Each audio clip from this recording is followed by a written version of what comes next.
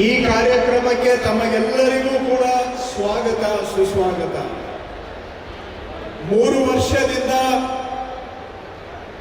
ನಮ್ಮ ಸರ್ಕಾರ, ನಿಮ್ಮ ಸರ್ಕಾರ ಕರ್ನಾಟಕದ ಜನಗಳ ಪರವಾಗಿ ನಿರಂತರವಾಗಿ ನಮ್ಮ ಸರ್ಕಾರ ಕೆಲಸ ಮಾಡ್ತಾ ಇದೆ.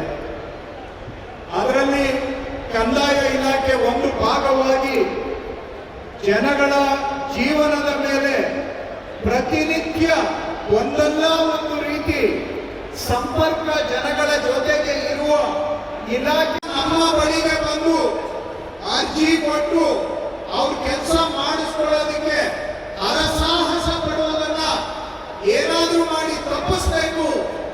ನೀವೇ ಜನಗಳ ಮನೆ ಬಾಗಿಲಿಗೆ ಹೋಗಿ ಕೆಲಸ ಮಾಡಿಕೊಡ್ಬೇಕು ಅಂತೇಳಿ ನಮ್ಮ ಮುಖ್ಯಮಂತ್ರಿಗಳು ಶ್ರೀಯುತ ಸಿದ್ದರಾಮಯ್ಯನವರು, ಉಪಮುಖ್ಯಮಂತ್ರಿಗಳು ಶ್ರೀಯುತ ಡಿ ಕೆ ಶಿವಕುಮಾರ್ ಅವರು ಕಂದಾಯ ಇಲಾಖೆಗೆ ಸೂಚನೆಯನ್ನ ಕೊಟ್ಟು ನಾವು 16 ವರ್ಷಗಳಿಂದ ನಮ್ಮ ಬಳಿಗೆ ಬಂದು ಅರ್ಜಿ ಕೊಟ್ಟು ಅವ್ರ ಕೆಲಸ ಮಾಡಿಸ್ಕೊಳ್ಳೋದಕ್ಕೆ ಹರಸಾಹಸ ಪಡುವುದನ್ನ ಏನಾದ್ರೂ ಮಾಡಿ ತಪ್ಪಿಸ್ಬೇಕು.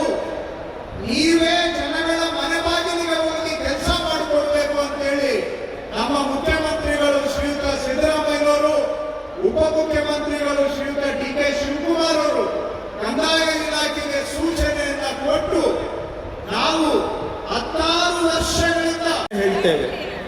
ಈ ಸಮರ್ಪಣೆ ಮಾಡೋದರ ಜೊತೆಗೆ ಇಲ್ಲಿಗೆ ಎಲ್ಲ ಮುಗಿದಿಲ್ಲ, ಮಾಡಬೇಕಾಗಿರೋದು ಇನ್ನು ಬಹಳ ಇದೆ. ನಮ್ಮ ಕಂದಾಯ ಇಲಾಖೆಯಲ್ಲಿ ಆಗದಷ್ಟು ಆಳ ಬಾವಿ ಅಂತ ಹೇಳ್ದಂಗೆ ಎಷ್ಟು ಕೆಲಸ ಮಾಡಿದ್ರು ಮಾಡಬೇಕಾಗಿರೋದು ಅದಕ್ಕಿಂತ ಹೆಚ್ಚಿರ್ತದೆ.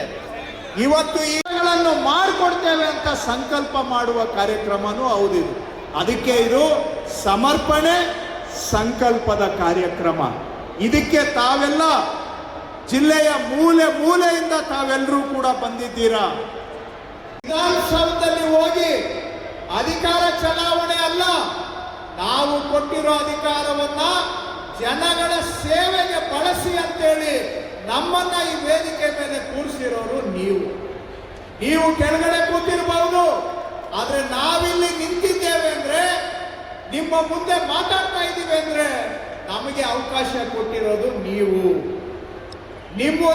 ಕೊಟ್ಟಿರೋ ಅವಕಾಶದಿಂದ ಇವತ್ತು ನಾವು ವಿಧಾನಸೌಧದಲ್ಲಿ ಕೂತಿದ್ದೇವೆ.